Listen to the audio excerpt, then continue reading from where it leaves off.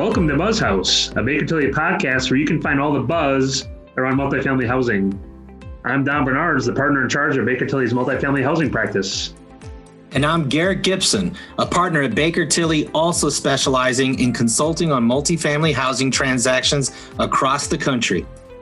Each week, we'll bring you a guest or a topic in the multifamily housing industry that will help you win now and anticipate tomorrow. Let's get started. Today on the BuzzHouse, we have a special recording for you. It's our 1-year anniversary. Very, very excited. It's a little bit different format today. And again, 1 year bringing you all things multifamily. Today, Garrick and I are going to reminisce a little bit about the past year podcasts, talk about a little giveaway we have, kind of excited for the giveaway, and then kind of wrap up and really talking about what are some of the takeaways that we've seen over the last year. See, just a very unusual year for all of us. What will impact us in the housing front in the short term, maybe the long term as well. That's how we'll kind of wrap up today's episode as well. We started about a year ago. The idea was, how can we bring our listeners, people we know in the industry, people we want to get to know in the industry, what's going on and a little bit more in depth, right? Not just, there's a lot of news blasts and that's great, good information out there, but how could we share a little bit more in-depth information? And we're glad, really kind of talking with our marketing team and so forth, we're able to kind of come up with the podcast idea, which, Garrick and I love to talk, and it was just a great idea that we can get out here and talk to all of our listeners and so forth. And so many people to thank, thank you, listeners. Also want to give a special shout out to Anna and Danielle, who really helped us along the way from our marketing team and so forth. Thank you very much, Anna and Danielle. To just we've had guests along the way, and we'll kind of talk about guests a little bit here in a second as well. So again, it's been a great last year with the podcast. We look forward to the next year and the next 5 years and 10 years. Garrick, we were kind of laughing about this a little before. I think you started with us, and I know you started with us right about a year ago. So you kind of jumped into the BuzzHouse podcast with us. Yeah, so it's my 1 year anniversary at Baker Tilly at the same time for BuzzHouse as well.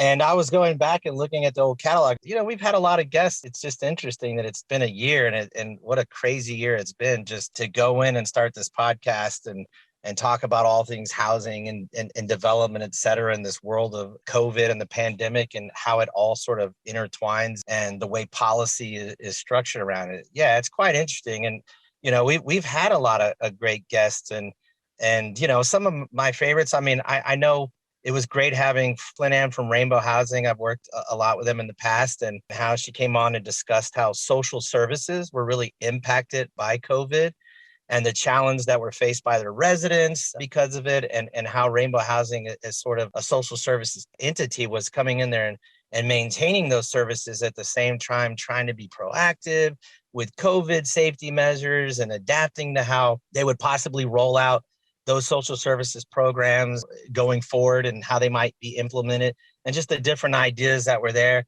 especially like even some of the, the other things that people were having to sort of adapt to in the market at the time just because of COVID. And pretty much most of our guests kind of touched on those kind of topics. So yeah, I mean, that one stood out a lot just because that's a lot of boots on the ground kind of interaction with residents, and I always find that kind of interesting. What about you? Do you have any favorite segments? Yeah, I think there's like you said, a lot of really great guests. Just one that stood out a lot for me was our good friend Pat Costigan, who was really representing the RAD Collaborative. And I think we'll talk about when we wrap up. There's just this confluence of so many things in the industry right now, and we talked about all the notices, and we'll get into the 4% fixed rate and great interest rates, all these things coming together. And there is, public housing notices or HUD notices, which gave the ability to get higher rents. And really what is, there's a lot of energy out in Washington around both HUD and the IRS and just housing programs, and just how we looked ahead and what's maybe on the thought list or the planning list for HUD for the next 12 months. So I just thought that was really a good foreshadow of what, the next 12 months or 24 months, might look like. Just a lot of really interesting ideas with Pat. And as you said, Garrick, I think just many of our episodes, how is COVID impacting, right? We're by no means are we out of it. A lot of things dealt with timelines. Things are delayed. Things are still behind schedule. If it's construction, if it's lease up, how does that affect insurance, or how does everything going on in the world affect insurance rates? what's going on architecturally, wise, from building materials and sizes of units. So it just seems like one way or another, COVID had such an impact, just our little sector of the world, multifamily housing, it's had such a big impact. And I think when you get into a little bit, a couple minutes from now, we'll kind of get into that. Really, what we wanted to do now is really very excited talking with, again, our marketing colleagues and so forth. Excited to have a little giveaway for our listeners who are kind of listening right now to celebrate our 1 year of podcasts. We're giving away a BuzzHouse branded. I'm very excited to see this as well. We just were talking about this. A BuzzHouse branded, let me see if I can get this right, Bose Quiet Comfort Noise Canceling Wireless Headphones. I think, Garrick, you're wearing a pair right now, if I'm not mistaken. That is correct. I'm not trying to, have an advertisement for them, but I do like the over the ear. They're very comfortable, especially when you're flying. The noise canceling works great. Very good. Very, very excited. And I might need a pair myself. So here's what you have to do to enter the giveaway. Head over to the Baker Tilly US LinkedIn page and find our post sharing this episode. Once you are there, react to it using the like button by April 30th. I will draw a winner and reach out to you if you've been chosen. So again, get out there, hit the like button on our episode. And we're excited to do that drawing. And no, it's very exciting too to have, we were talking internally here and get some other BuzzHouse branded items out there. We hope to see you at some conferences, hopefully in the latter part of this year and so forth. And so we'll see where that takes us. Really what Garrick and I want to do is spend just a couple more minutes. What are some takeaways and impacts? We kind of alluded to a couple of them, that some of the things that happened this last 12 months are, I think, going to have an impact in the next 12, the next 24, and even into the future. Garrick, just kind of thinking through, these impacts, a lot of the topics we've touched on, what would you think is, in your mind, what's the biggest takeaway, or what's one of the more impactful pieces? Is it legislation? Is it trends? What would you say? Don, I think the 4% lock is definitely up there at the top. I mean, part because we really pushed for the 9% fix. And then, it seemed like there was always the push to have that 4% fix. And it just never happened. And so many bills went in, and it just never got pushed and passed. And finally to see that kind of go through, was amazing. So I would probably say that that's probably definitely at the top, not only because it's going to eliminate sort of any uncertainty with underwriting deals where you're not having to deal with some sort of floating rate, because obviously, it got down pretty low. I think the lowest was like 3.07 or maybe 3.06. So in addition to that, though, it also helped a great number of deals work that were right on the edge of not penciling out to get that extra amount of subsidy to move it through. So yeah, I mean, that's probably one of the things that's on the top of my list. What about you? Yeah, that would probably be it. And we talk about new 4% opportunities almost every day. So that's definitely very, very high on my list. Back to, I referenced with the discussion with Pat Costigan, PIH notice 2021-07, which again was kind of give these blends of higher rents for public housing going through repositioning. Again, that really is a game changer alone. Higher rents, you're able to leverage more debt to do more renovations, or if you're doing new construction. That combined with the 4% really opens up a lot of development opportunities for public housing authorities in general. And we'll kind of, continue to look, Garrick. I know we talked also a lot about the 50% test, that nothing happened this year, right? A lot of states are running out of bond volume cap. That's something that's going to be on our horizon as we look forward to other bills and so forth this year.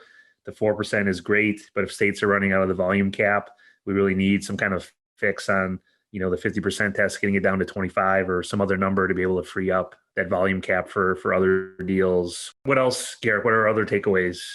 I do work in the historic tax credit space as well. And so, there was the relief on the substantial rehabilitation test that stretched into 2021.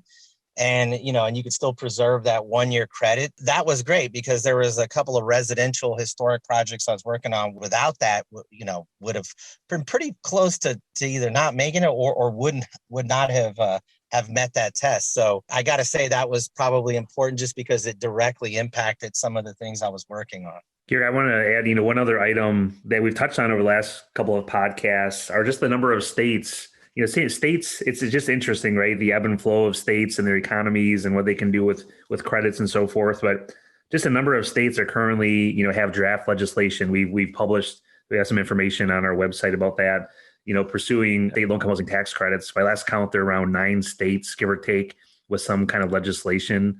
And some of those are 10-year credits, some are 6-year credits. A lot of them are allocated type credits. So a lot of, are mirrored off as successful programs. So I think we in the industry will continue to watch that, and just another source. I think that kind of just gets back at all these sources are coming out into the market here at relatively the same time. We know just to try and hit the dire need for, many, many units of affordable housing. Garrick, one other thing I was just thinking of is that we've touched a lot on year 15 issues over the past. What sticks out on kind of year 15 issues and what we discussed?